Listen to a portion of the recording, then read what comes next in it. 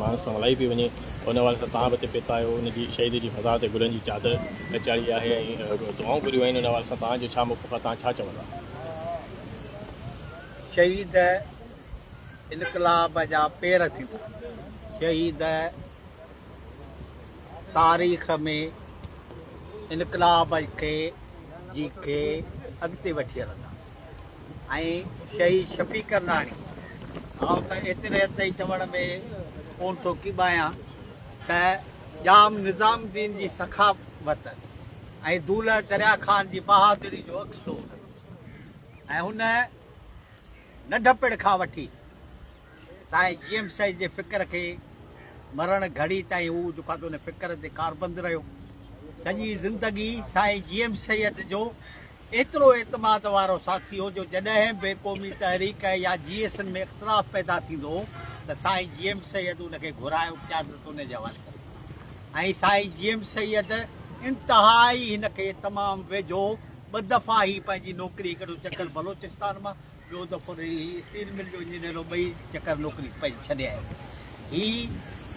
कॾहिं बि बेग़र्ज़ रहियो, कॾहिं बि हिन लालच या का तमन्ना न रखी। हिन सॼी ज़िंदगी साईं जीएम सैयद वांगुरु अच्छे कपिड़े वारी सियासत कई। ही कॾहिं बि हिन जी किरदार ते दाग़ न लॻो। हू एॾो वॾो माण्हू हो क़ौमी तहरीक जो, छाकाणि त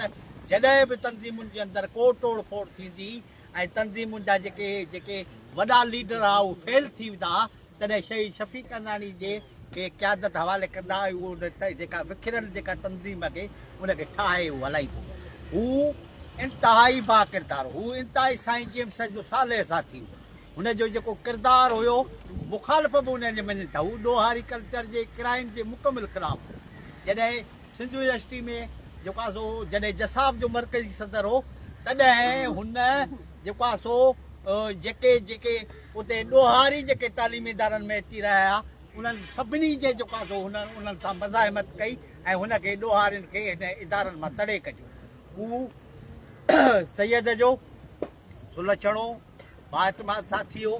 अॼु उनजी वरसी आहे ऐं आउं तव्हांखे इहा ॻाल्हि ॿुधायां त जॾहिं 2015 में दिसंबर में जेका कॉन्फ्रेंस थी न्यूयॉर्क में, उन में सिंधी ऐं सिंध ऐं बलोचिस्तान में जेके इंसानी हक़नि जी वायोलेशन आहे उनजे लाइ न्यूयॉर्क में जेका कॉन्फ्रेंस थी उन में शहीद शफ़ी करनाणी जेको मौक़िफ़ रखियो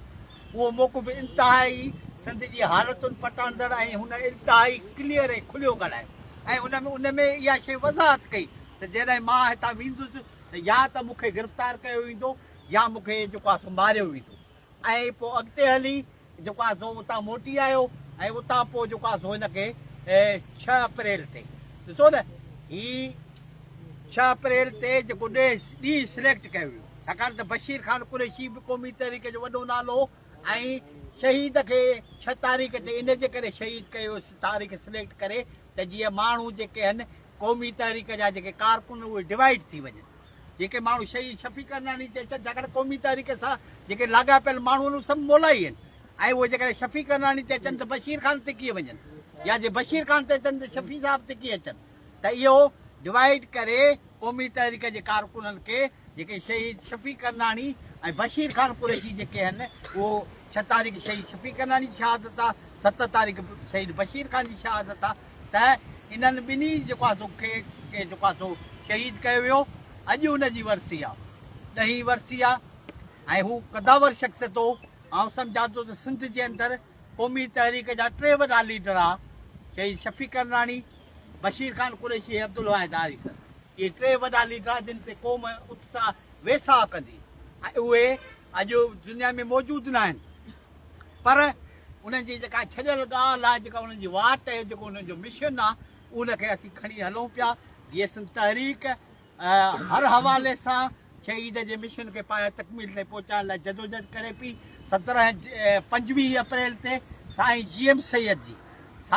सैयद जी असीं वरसी सन में जीएसएन तहरीक तरफ़ां जेको आहे सो असीं जलसो कंदासीं ऐं उन जलसे में जेके सिंध जूं हालतूं आहिनि, जेके सिंध जे अंदरि जेके कारपोरेट फार्मिंग आहे, जेके लखे एकड़ सिंधी जी जेका ज़मीन आहे उन ते जेको आहे सो फ़ौज जो ऐं कंपनियुनि जो कब्ज़ो करायो पियो वञे, सिंध जे माण्हुनि जे हेठां पेरनि जे हेठां ज़मीन खिसकाई पई वञे, या जेके सिंध जा रिसोर्सिस आहिनि मैदनी वसीला आहिनि उहे जेके लुटिया पिया वञनि या जेके सिंध में धारियुनि जी आबादकारी आहे इन्हनि सभिनीनि मामलनि ते जीअं सिंध तहरीक अॻु में बि जदोजहद कई आहे ऐं हाणे बि असां 25 अप्रैल ते सन में साईं GM साहिब जी वरसी ते असीं जदोजहद जो ऐलान करासीं ऐं असां कंहिं बि सूरत में फ़िक्र सैयद तां की न दस्तबरदार थियाऊं न दस्तबरदार थींदासीं। सैयद जो फ़िक्र जेको काल चई शफ़ी करनाणी खणी हलियो पियो अॼु जेको आहे सो उनजो जेको मिशन आहे उनखे असीं खणी हलूं पिया ऐं असीं जेको आहे सो पंहिंजे इन मिशन खे पाया तकमील ताईं पहुचाइण लाइ जेकॾहिं असांजी जान हली वञे त इहो सौदो सस्तो